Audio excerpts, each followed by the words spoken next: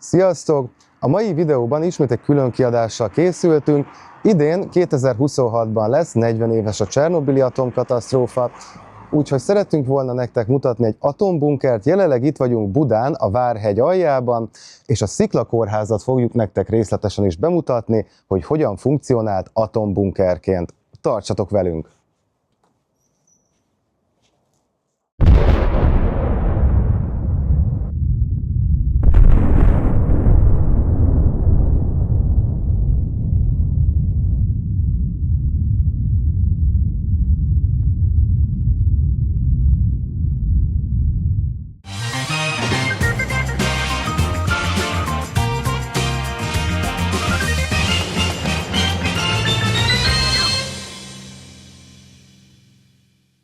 Üdvözlök mindenkit itt a Sziklakórházban, én Varga Ákos vagyok, az intézmény történész muzeológusa. A Csernobili atomkatasztrófa kapcsán szeretném megmutatni, hogy hogyan is működött volna ez a hely egy atomtámadás után, hogyan kapcsolódik ez az egészhez.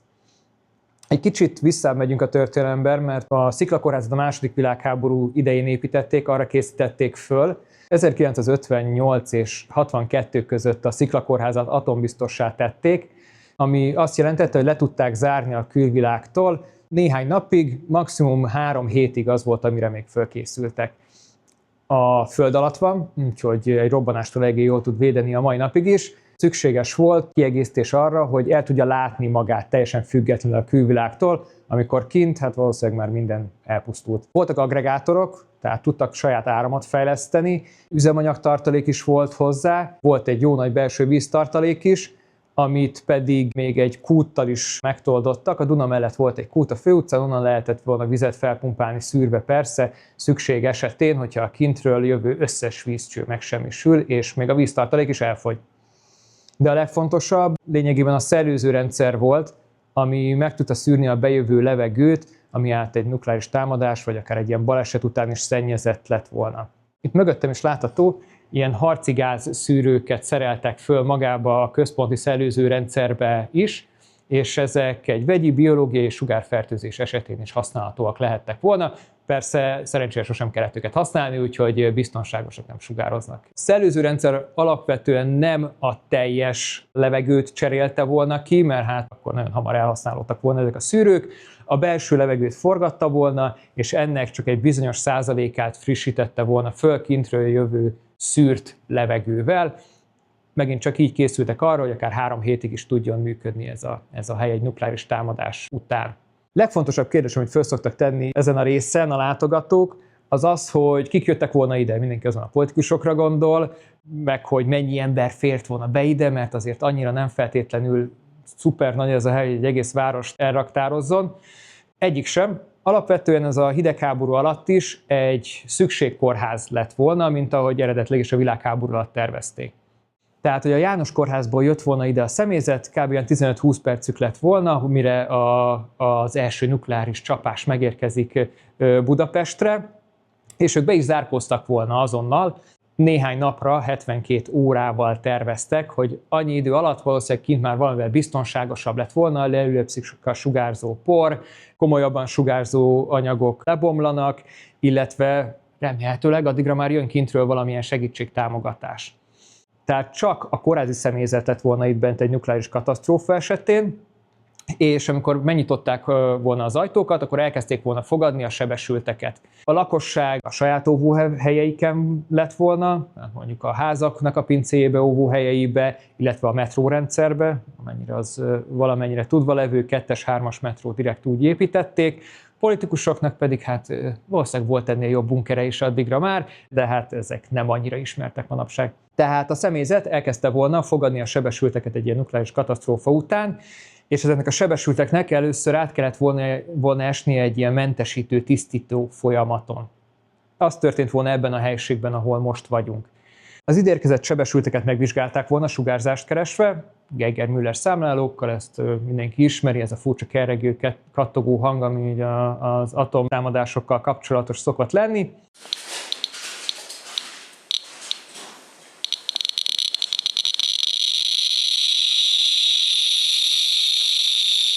Akin találtak sugárzást, azokat levetkőztették volna, ruhákat, elviszik, elássák, elégetik, valahol megszabadulnak tőle.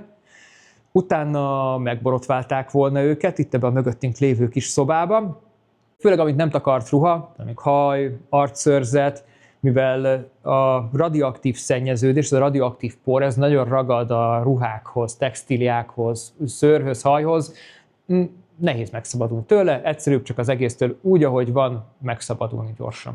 Ezután kaptak volna egy zuhanyt is, megint csak itt a folyosón hátrébb, hogy lemossák a testről a maradékszennyeződést, és csak mind ezután mehettek volna be a sebesültek a kórházba, hogy megkapják a szükséges ellátást. Amik el lehet képzelni, egy komoly sebesültet, ez akár be is halatott volna mindenbe, de fontosabb volt a kórházat tisztán és működőképesen tartani, mint egy embert megmenteni. Ez nem túl kellemes belegondolni, de azt hiszem érthető.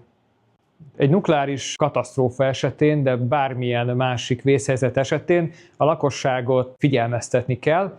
A mai napig is sokszor vannak ilyen próbák itt a városban, illetve hát vidéken is, és néhány ilyen sziréna is van itt nálunk a kiállításban. Ez a nagyobb kék, ez a telepített sziréna, ezek vannak az épületek, magasabb épületek tetején, és ezeket tudják szükség esetén beindítani, ezeket szoktuk hallani a riadópróbáknál is. Itt mellettem pedig egy jóval kisebb, hordozható sziréna van. Ezeket általában a kisebb településekre vitték, ahol a legmagasabb helyre, templomtoromba föl tudták vinni, hogyha kellett, de hát oda nem lehetett egy ilyen nagy telepítettet kivinni, és ezek a mai napig is sok helyen ott vannak vidéken, és ezeket használnák szükség esetén. Jó hangosak.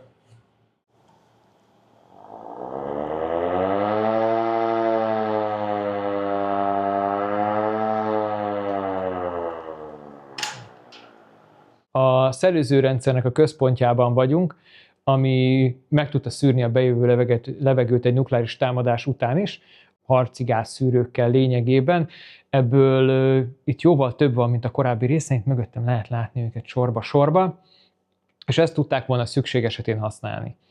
Azonban maga a szellőzés is rendkívül modernnek számított, amikor épült, itt az 50-es évek végén, 60-as évek elején.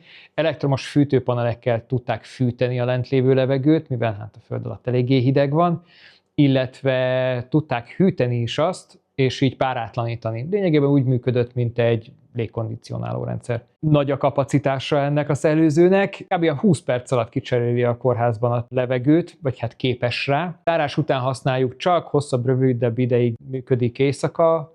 Működési időben nem lehetne használni, csak ha nagyon vészhelyzet van. Szörnyen hangos. Itt egy szót nem lehet hallani, hogyha be van kapcsolva mind a két ventilátor.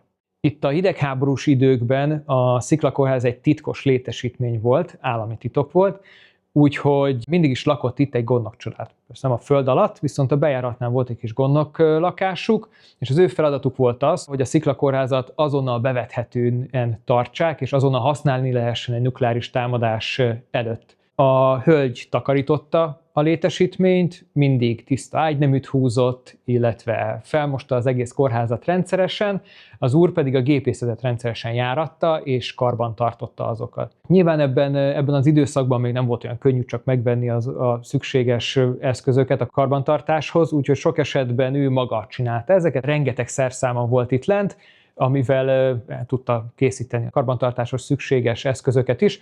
Például mellettünk egy esztergapad van, ami itt volt az ő műhelyében, illetve a szekrényben lehet látni a rengeteg szerszámából néhányat, egy-kettőt.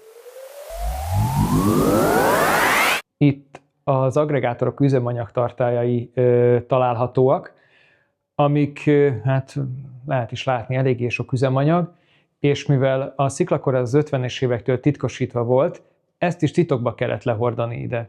Ennek volt egy speciális trükkje, fölöttünk kb. A Tóth Árpád sétány van, ott a Sétár utca a Várfalon, ott az egyik virágágyásban csövek vannak elrejtve, amik levezetnek ide az üzemanyagtartályokhoz. A polgári védelemnek volt egy speciális tartálykocsia, ami belül el volt választva, és az egyik felében a tartálynak víz volt, a másik felében pedig az üzemanyag. Jártak körbe, fütyűrészve rocsolgatták a virágokat a tartálykocsi egyik feléből, közben meg a másik feléből titokba pumpálták le ide az üzemanyagot. Erre rendszeresen szükség is volt, mert hát karban voltak tartva a gépek, úgyhogy rendszeresen járatták a szellőzést is, beintották időnként az agregátorokat is, úgyhogy fogyott az üzemanyag, pótolni kellett azt rendszeresen. Sziklakórház Atombunker Múzeum. Újra látogatható a 2002-ig szigorúan titkos, föld alatti második világháborús szükségkórház és hidegháborús atombunker a Budai vár alatt. A gépészetet lényegében be is jártuk, ez a későbbi világháborús bővítés, legközelebb pedig a kórház rész megismertetésével fogjuk folytatni. Köszönjük szépen! Köszönjük, hogy ma is velünk tartottatok, ha tetszett a videó, iratkozzatok fel, hogy ne maradjatok le legújabb klasszikusainkról sem. Sziasztok!